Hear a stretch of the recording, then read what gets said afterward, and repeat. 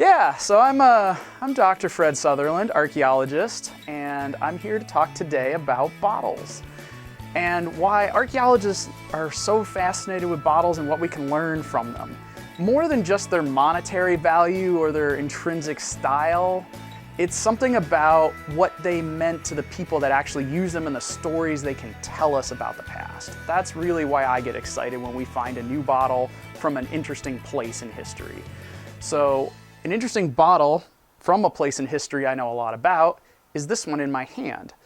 This is a bottle of something called herbicide. Which sounds a little strange at first. My head went right to the gutter too. But with this bottle, we had to do a little extra research because that was such a strange product, something we'd never heard of before in our lifetimes.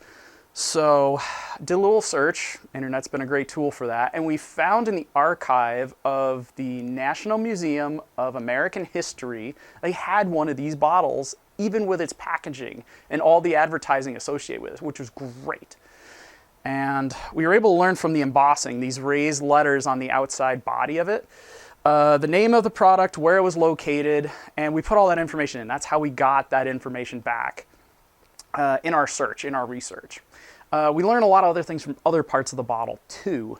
In particular, the lip and how the mold seam, when this was made in a molding process, this lip doesn't have that mold seam right to the top. So what that told me was that actually they molded this and then someone came along with a special tool at the end to form this final part of the bottle. So this was actually partially handmade, partially mechanically made as a bottle, which is usually an indication of not a modern bottle, but one that was a precursor. So one from the 1920s, that's pretty plausible at this time where they were trying to still figure out some things about bottle making. It has a few other marks and things that kind of tell me that it's not the most recent bottle, but it's not an incredibly old one either. And that is partially, there's old air bubbles trapped in it. There is a little bit of a mold seam across the bottom, but it wasn't distinctive enough to tell me if it came from a certain machine or not. But with all this, it just told me we have a pre-modern bottle, probably early 20th century, and it was for an interesting product. And I mentioned before herbicide, and how immediately we thought, uh-oh, somebody's having a bad day down there, and they needed to go use a lot of this stuff to take care of it. Well, it turns out the Latin word herbicide, the root word for it, herpes, is actually to creep. And the concept behind the doctor that made this, he believed that it was a bacteria on the scalp of your head that would creep along the top of your head and cause male pattern baldness in particular.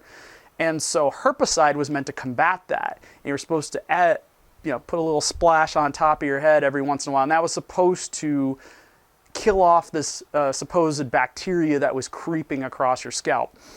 And personally, what I found most entertaining was their advertising tag, their kind of catch line, which kind of went from this person who was going increasingly bald. They would go, going, too late for herbicide.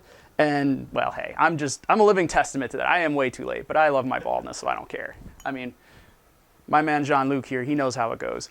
And, but yeah, it's so interesting. We've got this product. We know something a little bit about the person that used it and disposed of it. We know approximately the time period this was made in.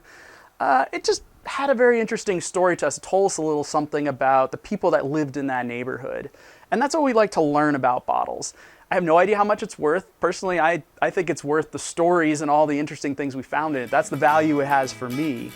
But yeah, I hope you found interesting things in your life, objects, artifacts as archaeologists would call them, and you have a meaningful story and connection with them too. And I would love to share more of those with you. So you should follow us on all of our social media, join us on Patreon if you really like and support our content, and I hope to see more from all of you very soon. Thanks for watching.